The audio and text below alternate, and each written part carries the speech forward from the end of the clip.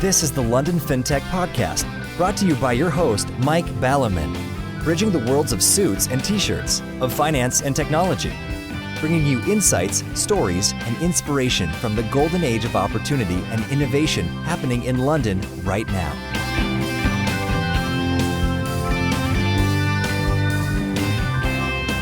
Hi, this is Mike Ballerman, and this is the London Fintech Podcast, episode 229. Brought to you in association with Smart and enlistedboard.com. And I'm delighted to be joined today by Michael Fanfant, General Partner at international VC firm Runa Capital, who has been an expert in fintech since the inception of the industry, to discuss the fascinating and as yet uncovered topic on the podcast of the overview of fintech in the US, past, present and future. So, I suspect you've all heard of the US, and I certainly think you've all heard of fintech. So here are both together. Plenty to talk about, so let's get on with the show. Good morning, Michael. Thank you for joining me on the show today. Hi, Mike. Thank you for having me. And as we were just saying, it's morning where you are, which is the you're one of the few people left in San Francisco that hasn't managed to book a U-Haul truck somewhere southeastwards. And you've been travelling a little bit around the world, and so it's morning for you, and for me it's a rainy afternoon in London. And as I said to you, I don't know how well I succeeded. The listeners can judge. I will have to, this late in the day over here, stimulate professionalism and interest in the introduction. So listeners, you can see how well I faked that. Oh, sorry, how well my natural enthusiasm at any hour of the day came out. But anyway, so tell us about your travels before we go on to what used to be the sort of, the nirvana of the world in the 50s and 60s at California. Yeah, I just got back from 3 weeks in Asia. I visited Jakarta, Tokyo, Seoul, Hong Kong, and Singapore. So quite a trip around. It was really awesome and really got to explore, the local markets, meet investors, meet startups, and try to understand what is happening in fintech in all of these countries. So, excited to be back home, but it was a pretty wonderful trip. Oh, excellent. Well, you do make my sort of juices flow with that one, because I was listening to you. I think, well, maybe I shall just go back and edit the introduction and make it fintech in Asia, because that sounds more interesting than the sort of our little problem child of those colonies that we founded a few centuries ago in America, which are not entirely making Europe a better place at the moment. But let's put the politics to one side. So you've covered a number of countries there which are quite culturally different. You've got sort of East Asian ones, and you've got Chinese ones, and you've got, I don't think Korea would like to be described as Chinese or Japanese, definitely neither, but it's certainly East Asian. But also you've got Jakarta, which I went to back in the day, decades ago, which is certainly, Indonesia, certainly its own place. I mean, just without trying to do anything systematic or anything, what was your sort of feel from actually having, been boots on the ground, shaking hands with people and talking to people? Just sort of briefly about fintech, not to cover the various things, but what things leapt out to you when your mum says, "Oh, I'm glad you're back, Michael. You had a nice trip," or American version of that. I can't do American mums, aging mums, although you're a youngster. So what kind of are the sort of the parent level highlights when they say, "Oh, we're fascinated in fintech too"? Maybe your parents are, for all I know. What leapt out to you about your trip? We'll dive into some of the history of what's happened right in the US and similarly in Europe. But first off, I started in Jakarta on my trip, and that was a really interesting place to start a trip to Asia. Massive population, extremely fast developing country, and lots of innovation in fintech happening. And we'll discuss kind of the history of fintech innovation in the US and, largely the same in Europe. But going into Jakarta and landing there and seeing meeting with all of these fintech companies, it kind of felt like we were going back to fintech 1.0. They're at the beginning stages of digital transformation in a country that doesn't have legacy infrastructure, which creates a ton of opportunity, also a lot of challenges for these companies. So that was a wonderful country to visit. Got to see a lot, and you can learn about companies trying to increase insurance adoption, changing the way insurance brokers work, lots of digital banking, starting to see SMB lending, some P2P lending businesses. So a lot of the same kind of themes that we're touching upon in Europe or the US, though these companies are having to figure out how to underwrite without credit history, how to identify consumers when there's not just one kind of tax identification number. How do you eliminate fraud when there's no credit reporting nationally? So very very big problems, lots of things to solve, but you're going to create companies that have built all of this internally, and then hopefully some B2B businesses show up in the next generation of providing these services to other fintechs. So that was a great place to start a tour of Asia. And so yeah, Jakarta's at one end of the spectrum. At the other end, right, is a country like Japan, where they have a very well developed financial services market built on legacy infrastructure like the US. And there's fintech innovation, though the country itself is not one that changes extremely quickly. Their consumers are, the most loyal in the world. And once you have them on your platform or they're using your product, you're able to build an extremely large business, though one that maybe hasn't changed for fintech as rapidly over the past decade as some other countries, though that looks to be speeding up with kind of a new generation of entrepreneurs. But those were kind of two ends of the spectrum on my trip to Asia. It sounds fascinating, actually. I mean, it reminds me somewhat of my travels around the region, including Jakarta, where I've told the story before that on my first trip to Jakarta, exploratory trip, I was there with a local in our office or something. I think it was a banker, but never mind. Having breakfast on a Saturday morning outside of the Mandarin Oriental or whatever it was, a very tall building. And he said, "See that table sitting next to you?" And I said, "Yeah." I said, "What about it?" He said, "Oh, last week someone fell onto it from the roof." I said, "What do you mean? It fell onto the roof?" He was pushed off. It doesn't take much to rub people out over here. So he said, by way of context, and he had 5 staff and had someone to avoid having his electricity generator nicked and all that kind of thing. So there is the kind of official, what used to be called sort of suit and tie stuff about what's going on, and then there's also the kind of like, by the way, don't try this in this country, local customers. But it sounds very fascinating, and it was very similar. But there was a parallel in terms of investment management in the area in those days, where the Japanese certainly knew a little bit about it domestically, but knew absolutely nothing internationally, and they were busy buying up California back in the day and film studios and all that kind of stuff, down to the likes of Jakarta that hadn't really sort of come across it. So it's always interesting going to these places at an early stage in the development. And the great thing about Asia is you have so many countries, so many cultures, even more than in America, that you go to these different places and they're all quite stimulating. It almost sounds like you've got an interesting job there, Michael. But talking of your interesting job, maybe you'd like to give the audience just a sort of thumbnail sketch of how you ended up with this sort of sinecure, flying around first class or private jets or whatever VCs do around the world across the Pacific. It must probably quite expensive, a private jet across the Pacific, and sort of hanging out in all these places and dispensing your millions to the locals and making billions, which sounds quite fun. But how did you get there? If anybody listening wants to be like you in sort of 10 years' time when they grow up, how do they do it? Yeah, still waiting for that private jet around Asia. A few more unicorns, you'll have it. Don't worry. Exactly.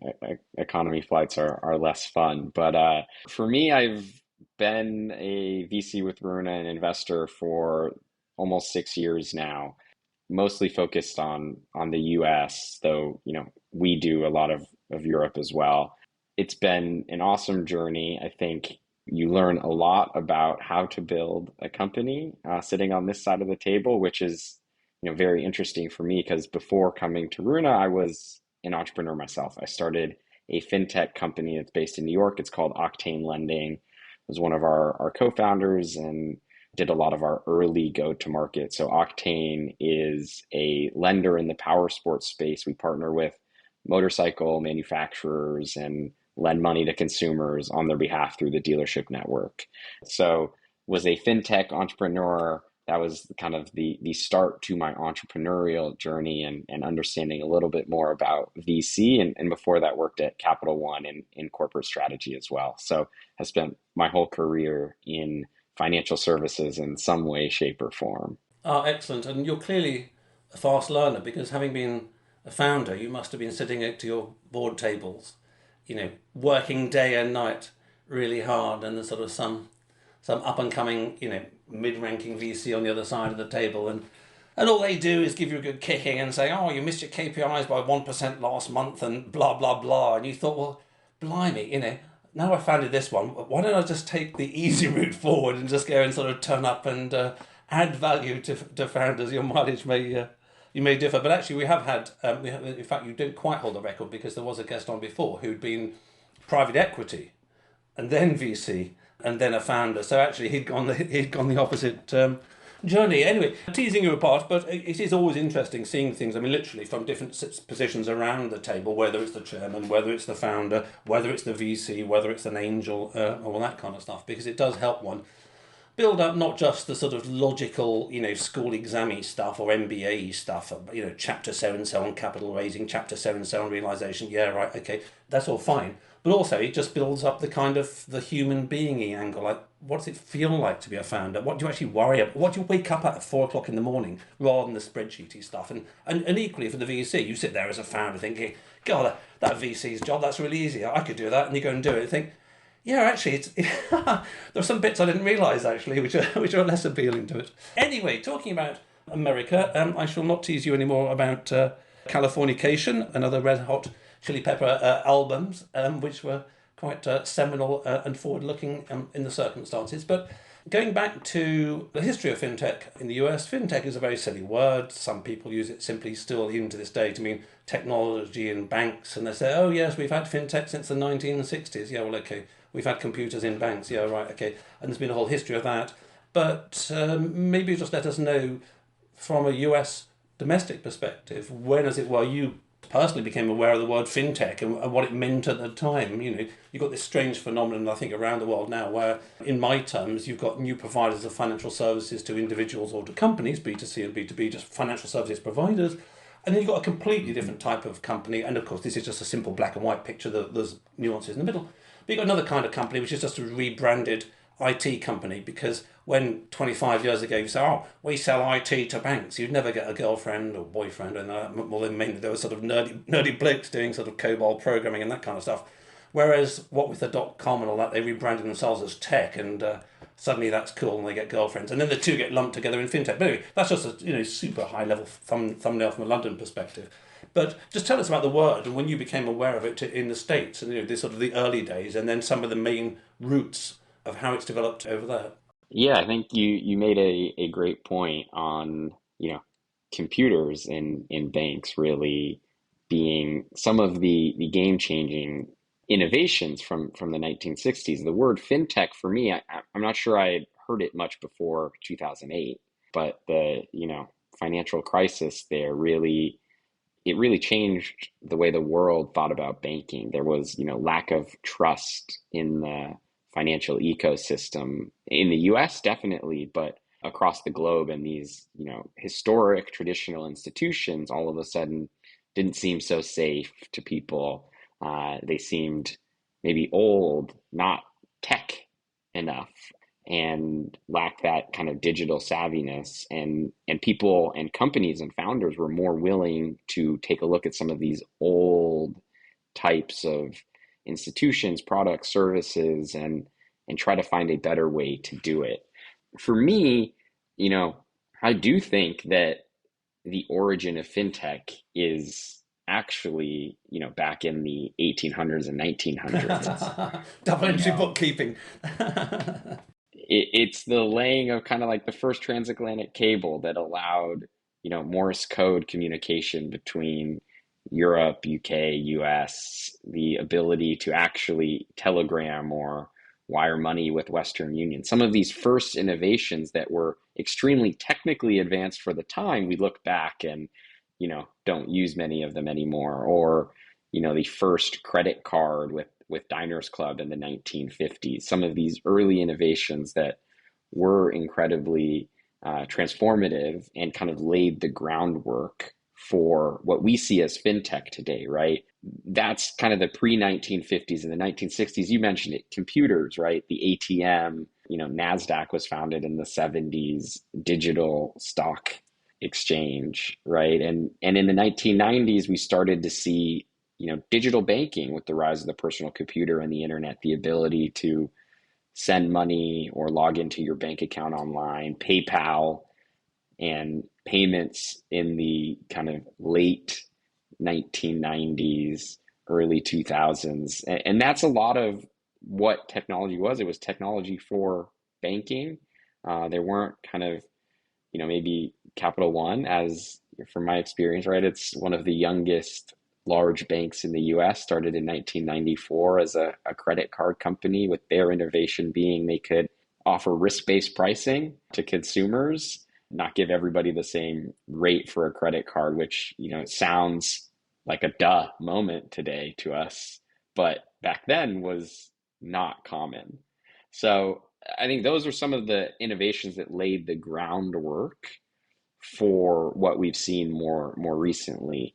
And from, great recession, financial crisis to today, we've just seen the number of companies founded, the number of solutions being solved or attempting to be solved drastically increase. So, starting off with some of these themes, some of the topics that you and I previously talked about, P2P payments, Venmo for personal wallets in the US, right? Plaid started in 2013 to allow this connection between different banks so that third parties could understand if you have money in your account, how much money, actually try to start making a payment on your behalf potentially. So those are some of the innovations that we all know now, we've all seen, but in the US were drastic departures from the legacy, checks, cash system. And I think they paved the way for this fintech innovation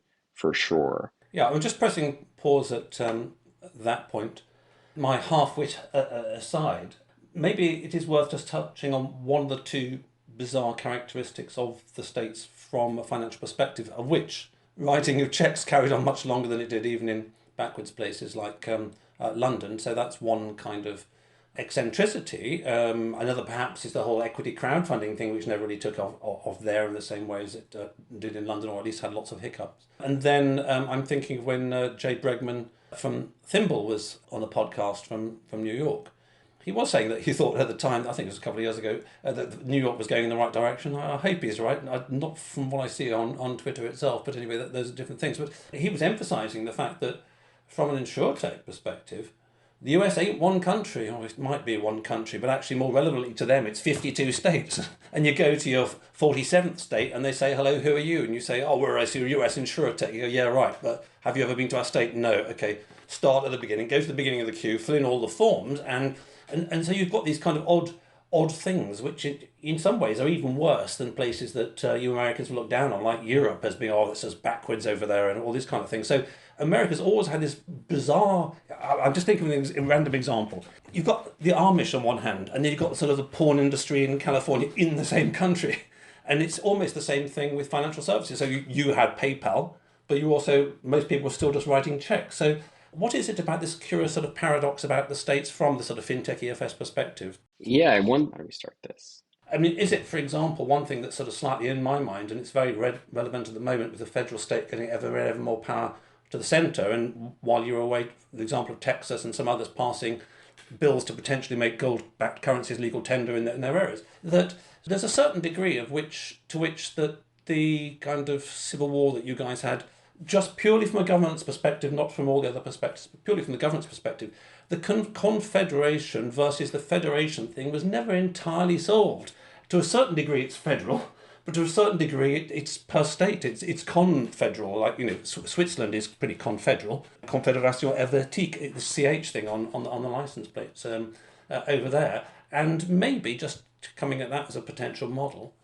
Taking insurtech as an example, for some reason, when they've sort of finished the Civil War, they left insurance local. It wasn't very federal. Whereas other things, just became sort of federal. And then what we've seen pretty much in the 20th century with world wars and that kind of stuff, the central government accumulates more power. Is there something about the US's constitution that's a bit odd? I'm not poking the bear through the cage. I mean, UK, as it's been pointed out recently, is a strange country. It's not a country. It's slightly United Kingdom. You've got these different regions. I mean, Scotland, for example, has its own currency. I think the Queen's got a different name, or the King now. When it goes north of the border, they've got their own legal system. In the same way that Texas is quite a republic. So it's not like, let's say, France. I mean, France is by now France. It's one place. Is that the thing? Does it somehow differ depending on whether you're talking about checks or PayPal or InsurTech? I mean, I do remember Peter Thiel, for example, just in the PayPal talk thing, saying, oh yeah, on one stage we realised, oh shit, we've got to go exponentially because otherwise they'll stop us doing what we want to do. But once we've grown so big, it's too late then.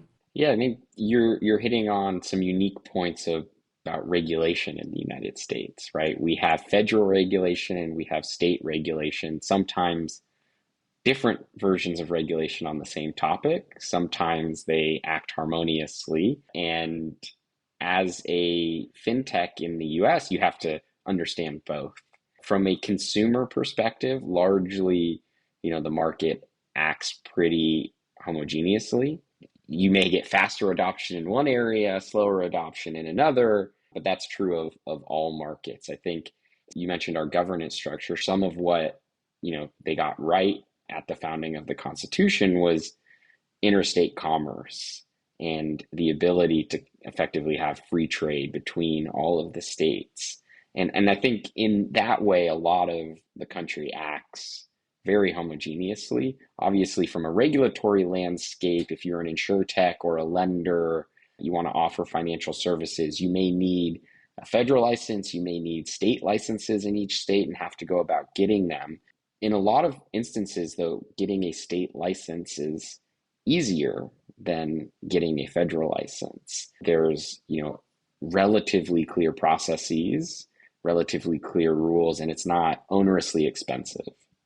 There's relatively uniform processes for applying to become a lender in most states or getting an insurtech license that aren't extremely expensive or normally not, too time consuming.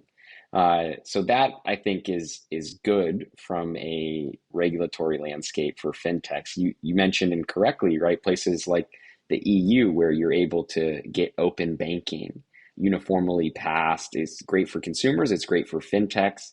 The US at a national level is often behind Europe from a regulatory landscape. And, we end up with something like Plaid, which also had to grow extremely quickly, like your PayPal reference. So, it is a different system, but because of the large size of the market and the large size of the population and the fact that interstate commerce is, allowed to be free and it's insisted upon it kind of being free historically, it mostly acts as one. If you find something that's successful in California, you're likely able to replicate it successfully in New York City or Chicago. Yes, I don't want to project anything onto Jay, and it was some time ago, but I think my takeaway that I remember was, look, all this is doable. All it means is it takes more time and more lawyers' fees, which is another unique feature of the States.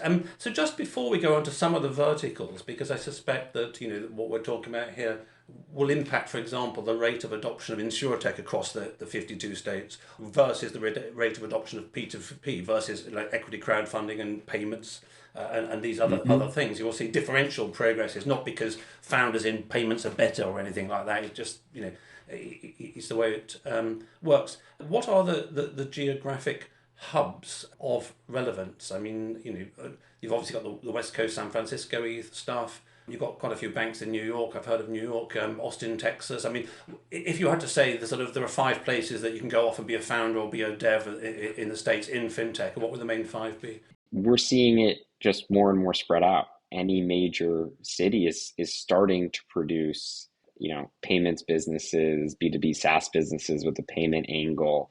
I think, lots of the banks on Wall Street are still there.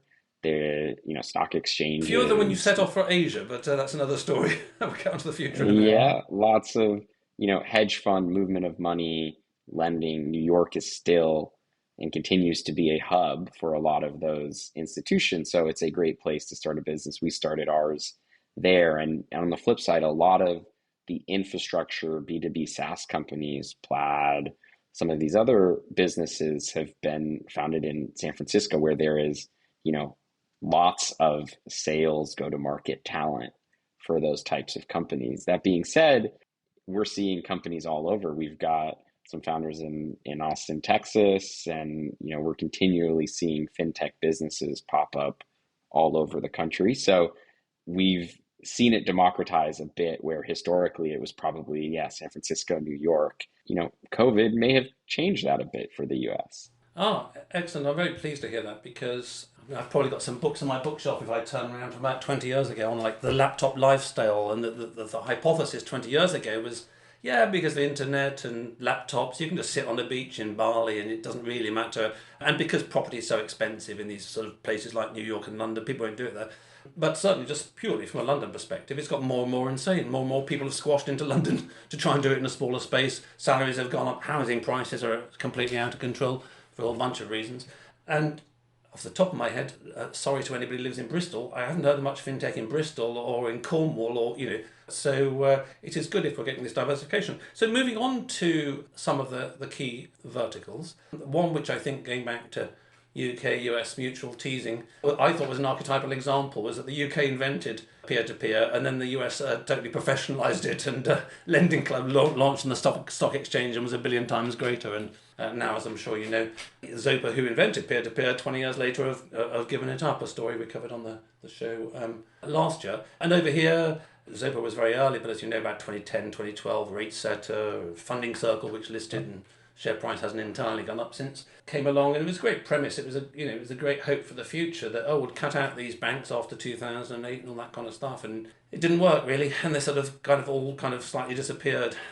So what's the arc of the, let's just say, the P2P story in the States? Because I simply from the perspective that I think that one of the potentially interesting technical innovations 2008 onwards was, well, look, hey, a rich VC like you's got loads of money, and poor podcasters like me who need to buy new microphones. If you just lend it to me directly, and we'll cut out Citigroup or JP Morgan, presumably we can do that sort of cheaper.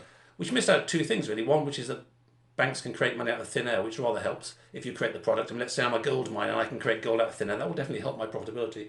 Anyway, let's not get into the details, but things like that. So just let's start with the peer-to-peer arc. How did you see the peer-to-peer arc in the States, and has it petered out and almost disappeared as it has over here? Yeah, the trend historically has been pretty similar to the UK. Lending Club maybe grew bigger, faster. Ultimately, though, most lending in the US is still done by traditional banks, right? There isn't a peer-to-peer company that has revolutionized every form of lending. And I think the boom in peer-to-peer ultimately missed a couple things. One is distribution is very expensive. They had high CACs, and people wanted to make outsized returns kind of relative to the risk. So their cost of capital was high, where, the largest banks in the US, JP Morgan, whoever else, are sitting on trillions of dollars of assets and have built up teams that specialize in lending to, esoteric businesses like airplane financing, or, mass scale to consumers with credit cards. And that trend is just a fact about fintech. Cost of capital is, it's a moat and it's a competitive advantage. So if you want to be really successful as a lender, you want the lowest cost of capital, and you want to be able to lend profitably, kind of at the highest interest rate, most likely. That's how you maximize profitability. And a lot of the peer-to-peer lenders weren't able to get low enough costs of capital ultimately. And they still had high customer acquisition costs. They weren't able to find scalable enough distribution.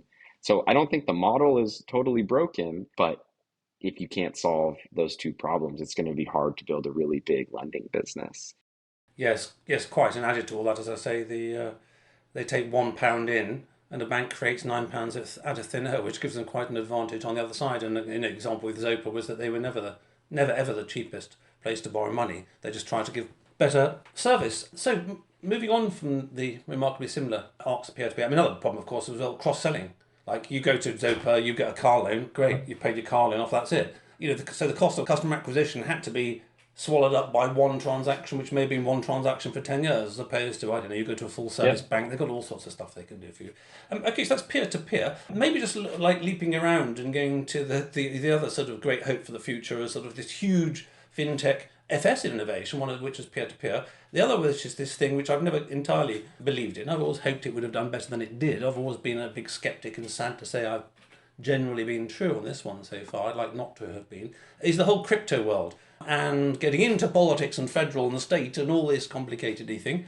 Crypto is becoming quite an issue in itself, not least of which because of all CBDCs and all that. We haven't got time to sort of fall into that particular rabbit hole. But again, just as a sort of a high level thing, how do you see the whole crypto arc in the States from when you, Michael, had never heard of the word crypto to actually one day I heard of it and I thought, what's that? What is Bitcoin? And then it became this and it was going to solve everything, and then it's kind of disappearing, or I don't know, manipulated by the CIA or dark web or whatever you want to say. Yeah, it's been a fascinating journey to watch for crypto, and we should maybe separate crypto and all Web3. To me, the challenge with crypto has primarily been it's hard to access. It's the security around storage, and it's the high fees to transact. Most of the gas fees on different exchanges are quite high. And so from a fintech perspective, whether you're globally or in the US, we've actually built a reasonably efficient system to transfer money, make a payment. If it's a check or an ACH, it's mostly free in the US. If you do a credit card, which can be instant, there are some fees, but we're talking in the UK or Europe, tens of basis points. In the US, maybe up to 150 basis points. A lot of the transaction fees for crypto are, multiple percent. Plus they, do their Forex, buying and selling, manipulation, giving you a lower price when you sell. Yes. Oh dear. Okay. So in a similar way, the two great innovations of fintech qua FS haven't really lived up to at least the hype and certainly some fairly sensible expectations in the first place. So if we were to try and sort of pick out one or two areas in which you think fintech in the US has done really well, in your perspective, what would they be? What do you think the great successes are in terms of the verticals? Yeah, I think, well, still have a lot of maybe hope for Web3 or crypto that there will be continued innovation that bring down those fees, right? It could work at scale as people make it more efficient or make it easier to build on-ramps from fiat to crypto and off-ramps. I think there's a lot of potential innovation there that we're still in the early games for. That's what, I've been waiting to find, some of these more efficient processes for the end consumer or businesses. I think what we're seeing a lot of in the US that has been really successful is fintech as a tool for services or vertical SaaS businesses. There's still a ton of markets and segments that are just incredibly inefficient, done using paper, it's poor matching of buyers and sellers, and a lot of them are kind of verticalized SaaS businesses. It could be in freight trucking, moving of goods. It's hard to track the good, it's hard to get financing, and there are businesses being created in all of these categories, all of these verticals that offer some sort of technology solution. But once they've attached payments or lending or both to it, they have a customer that's locked into their ecosystem using their technical product to, decrease costs, save time, be more efficient. And you now are able to layer on some sort of financial services to that customer in your ecosystem. It's more defensible, it's more efficient, and for your customers, they're better off than they would be. You may be able to be cheaper than a bank because you've locked in this customer at what is a relatively low CAC spread out over many different types of transactions, whether it's lending or payments. And so some of these use cases are the opposite of what we talked about happening in P2P or potentially in crypto in the past. And these businesses actually seem to, once they add on payments, these vertical SaaS companies, they seem to be growing faster or having higher net dollar retention, longer LTV by locking in their customers longer. And so this is, a whole category of companies, not really relevant for one specific industry, but we're seeing them pop up and happen across all industries in the US. And most of the time, adding financial services to your product is additive to both you and your customer. So really excited about all these types of B2B SaaS plus fintech companies that we're seeing. Interesting. And hearing you speak, maybe to a certain extent, some of the early innovations in fintech were, as it were, attacking the front door of the castle, like, oh, we can do lending cheaper than you with your battering ram. Funny enough, the castle's been there quite a while. The walls are quite thick and you're unlikely to get through, and they didn't. Or crypto, oh yeah, forget your money. Well, we've got our own kind of thing. And then they find out that actually the original money was easier to transact, even if it's sort of disappearing in value as well. Whereas, hearing you talk, this vertical SaaS B2B, all these kind of words, it sounds to me that actually, funnily enough, going back to a funny word, but actually the word fintech is very relevant here, which is that the banks do the fin, but they don't do the fin and the tech. They don't have vertical SaaS products for supply chain financing, I don't know, widgets crossing America or aluminum roofs or something like that. Whereas if you can get into that kind of trading finance, the real oil in the economy, then actually what you do, you find markets that the banks never touched and aren't going to touch, or if they did it, they're pretty antediluvian, as we touched on many times in the show about global trade finance and all this kind of things. Right. Okay. So as I was mentioning as an aside before, since you went to Asia, maybe a little bit before, the odd US bank has sort of done a 2008 and run into problems and been absorbed and all this kind of thing, and we've got sort of Chairman of the Federal Reserve Jerome Powell becoming a meme. The banking sector's in fine form. 2 hours later, crash in the background. What was that? So we've almost got a bit of a bookend to 2008, or maybe it's becoming 2008 part 2, in that in the US and the UK we kicked the can down the road, unlike in Iceland where they bankrupted the banks but not the people, with interest rates shooting up from their sort of crazy low levels, QE, blah, blah, blah, all this kind of stuff. So we're certainly running into a period of time where the background to fintech is that FS is considerably challenged. That's before we talk about Great Reset and CBDCs and maybe gold's coming in. So FS per se has gone out of the eye of a storm and everything started swirling around. And I'm sure you and I can imagine 3 very different scenarios of what the world looked like in 5 years' time. Rosy scenario, pessimistic scenario, one in the middle. So that's the overall situation. So in terms of the future of fintech in the US, I mean, apart from, as you say, you like these vertical sassy B2B businesses, which in my terms are fin and tech plays, which is that gives the USP to fintech, I guess.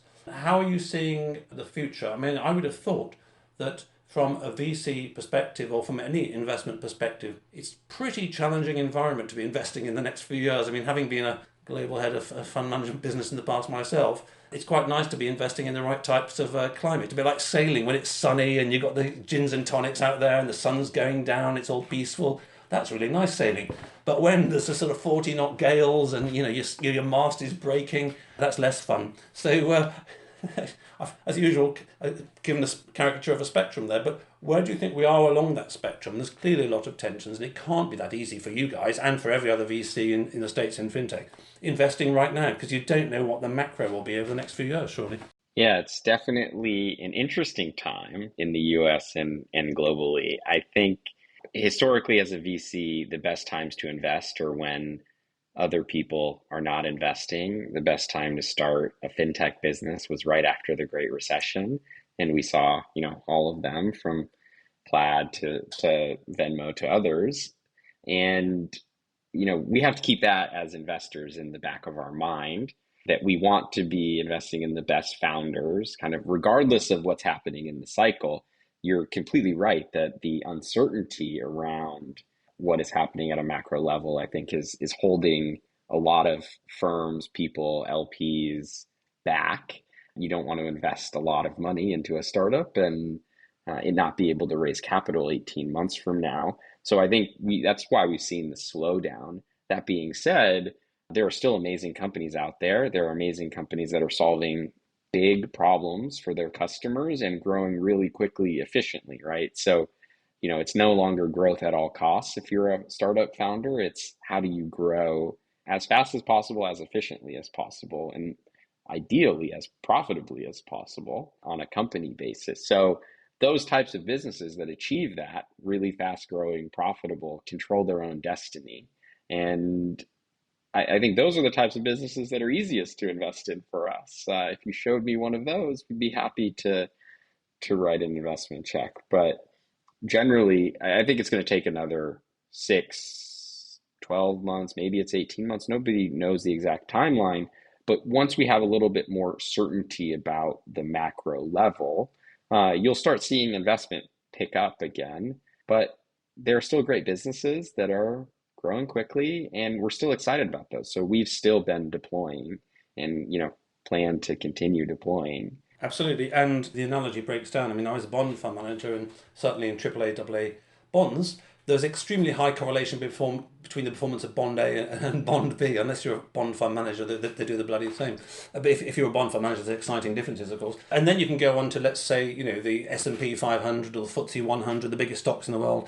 If we know that in a year's time, both of those will have fallen 50%, well, okay, there will be sectors and there will be stocks which can outperform the minus 50%, but still there'll be minus 50% plus or minus. Whereas actually, once you're talking about VC and bottom-up stock selection, let's say the FTSE and the S&P can fall 50%, but you can invest it in a company tomorrow, and they can be 100x or 1000x times what they were worth today. So yes, maybe in a difficult market, being a VC is one of the better things to be. So before we wrap up the show and hear a little bit more about Runa, I'd like to thank all you listeners out there, my brand partners of the podcast. Smart is transforming pensions and retirement worldwide. Their leading edge retirement tech platform propelled them to success in the UK. Now they're operating on 4 continents and working with partners like Zurich and JP Morgan. Find out more at www.smart.co. TheListedBoard.com, your guide to entrepreneurial governance and how you can start making your board an engine of growth today. So we haven't mentioned Runa very much, Michael, but everyone knows that VC business is really, really, really very simple. You have a few funds and you try and sell them to people, but less of an overview. What is it you'd like to tell all the listeners out there who are spread all over the world about who Runa are, what they're selling, what they plan to do, and in particular, you're a great firm today, but what you need to be even bigger and better tomorrow? Sounds good. Thank you. Yeah, so Runa Capital, we are an early stage VC fund. I say Series A-ish because no one knows what the letters mean anymore, but seed, Series A, maybe post Series A. Early stage investors, we do a lot of fintech infrastructure, B2B SaaS businesses, and some deep tech companies, which most recently has been a lot of quantum computing, though I'm definitely not the person on our team qualified to make those investment decisions. Historically, we've mostly invested in the US and Europe, about a kind of 50-50 split. We're starting to do more in Asia, Latam, Africa as well. So, very much global in focus. I spend almost all of my time in fintech and B2B SaaS plus fintech businesses. And, you asked the great question of what do we need to be successful? Well, we need the best fintech, B2B SaaS plus fintech founders. So if there are any founders out there, please reach out to us on, Twitter, LinkedIn, our website. And we'd love to meet you, figure out what you're building. If you're building kind of an infrastructure level product, changing an industry, changing the way financial services work locally or globally, that's, what we're always looking for. So would love to speak to any founders that are building the next great businesses. Excellent. Well, thank you very much for that. It's been a fascinating conversation with something as vast as the history of fintech in the United States. Really, it's something like the buyer tapestry. You need loads and loads of sort of pixels and loads of threads to actually paint the whole picture. But I think that we've picked out 1 or 2 or 3 very interesting themes within it to see what the big picture is. And as you say, it's challenging times now. I'm glad I'm not a fund manager, but if I was a fund manager, then I probably might as well be a VC like you, because you can still invest in stocks which massively outperform all the other markets, although that can be more challenging to find them. So thank you very much for that, Michael, on my behalf and also the listeners, and I wish you and Runa Capital every success in the future. Thank you. It was great chatting today. Thanks for listening. If you're in need of a non-executive or advisory director with deep expertise, experience and contacts, in the worlds of both traditional FS and Fintech, or unique insight into how to make your board an engine of growth today, contact me at mike@mikeballiman.com. If you just need one-off advice in these areas, via clarity.fm/mikeballiman. We could sit in a bend there all day, watching the firelight dance, watching the firelight dance. We could walk in the mountains before dawn, watching a happy moonrise, watching a happy moonrise.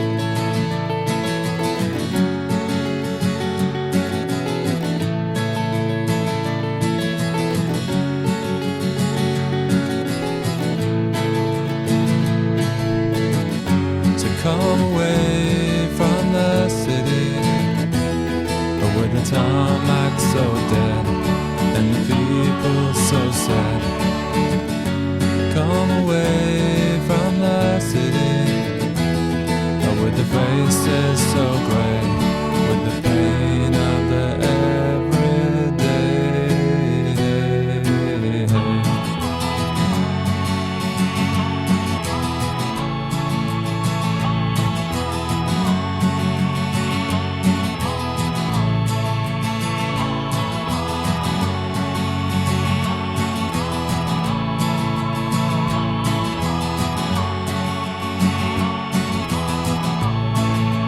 We are wild like the mountains and the trees. Can you see what I mean? Can you see what I mean? We fit in between the earth and the sky. Kiss the city goodbye, wave the city goodbye, wave the city goodbye, wave the city goodbye. Watch the firelight dance with me, watch the firelight dance with me, watch the firelight dance with me, watch the firelight dance with me, watch the firelight dance with me, watch the firelight dance with me, watch the firelight dance with me, watch the firelight dance.